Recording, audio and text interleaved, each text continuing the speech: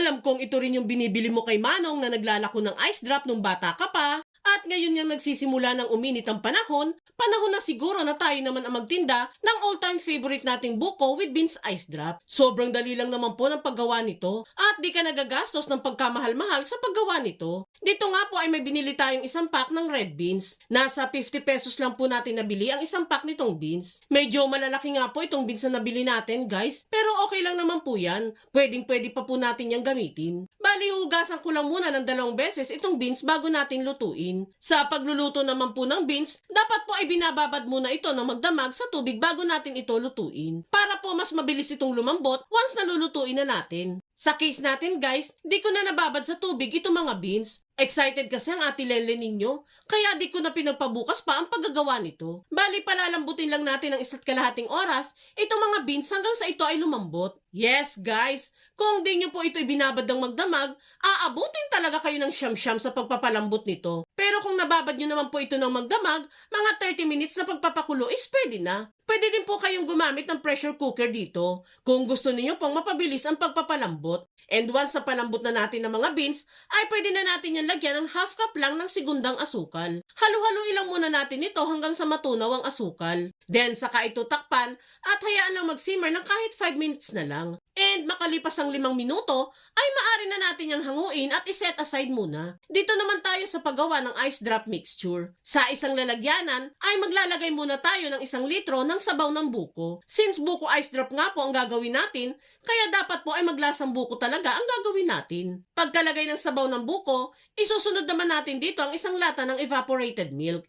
Then saka natin isunod ang 1 lata naman ng creme densada. Gagamit tayo ng creme densada para mas maging milky at creamy ang magagawa nating ice drop. At habang hinahalo-halo natin ang mga sangkap natin dito, gusto ko lamang po munang pasalamatan at i-shoutout muna sila Ma'am Rodora Gawara ng Imus Cavite, Ma'am Corazon Abe na nanonood sa Japan, at si Ma'am Lynn Pamita ng Cagayan Valley. Salamat po sa walang sawang panonood mga madam ko! Pagkahalo nga ng ating mixture, ay isinalang ko na din agad ito sa ating kalan. Takpan lang muna natin yan at hayaan muna mag-simmer. At habang hinihintay kumulo ang mixture, ay gagawa muna tayo dito ng slurry mixture. Ito po yung pinaghalong 1/4 cup ng cornstarch at 1/4 cup din ng tubig.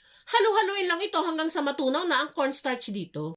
Yan na nga guys, kumukulo na yung niluluto natin. Pwede na nating ilagay dito yung slurry mixture na ginawa natin. Itong slurry mixture kasi ang siyang magpapalambot ng texture ng ating gagawing ice drop once na ito ay tumigas na. Halu-haluin lang muna natin yan hanggang sa humalo na ng maigi yung slurry mixture na inilagay natin.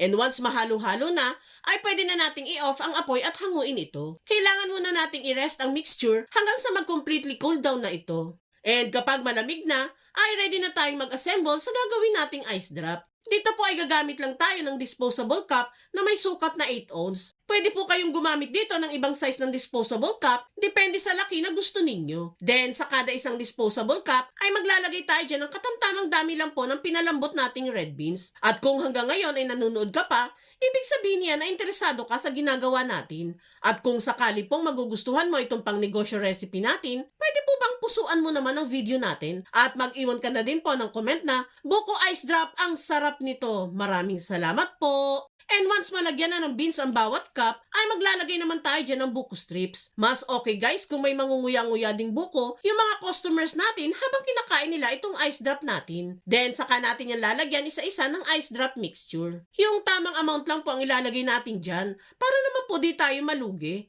Pagkatapos niyan ay tatakpan ko naman yan ng aluminum foil sa ibabaw. Bali, ginupit-gupit ko lang po yan ng ganyang sukat at saka ilalagay sa ibabaw ng disposable cups. Naglalagay tayo niyan para po mas maging stable or hindi pagalaw-galaw yung ilalagay nating popsicle stick mamaya. And isa pa, mas malinis din itong tingnan once na ibibenta na natin yan sa ating mga customers. After niyan ay bubutas-butasin ko naman ang mga foil dahil dyan naman natin padadaanin yung popsicle stick na ilalagay natin. Ibaon lang natin ang popsicle stick hanggang sa pinakailalim para mas kapit na kapit talaga ang ice drop natin dito. Matapos ng pag-assemble, ay pwede na natin itong isalansa ng maayos sa ref at patitigasin natin yan na magdamag hanggang sa ito ay mag-completely frozen. At makalipas ang magdamag na pagpapatigas ng ice drop, ay ready to sell na itong super sarap at super nakaka-refresh na buko with munggo ice drop. Nako guys, Sure na sure akong bebenta talaga itong ice drop na ginawa natin. Tiyak akong babalik-balikan ito ng mga customers mo dahil sa sarap nito. Kaya itag mo na din ang buong pamilya at barkada at subukan nyo na din gumawa nito.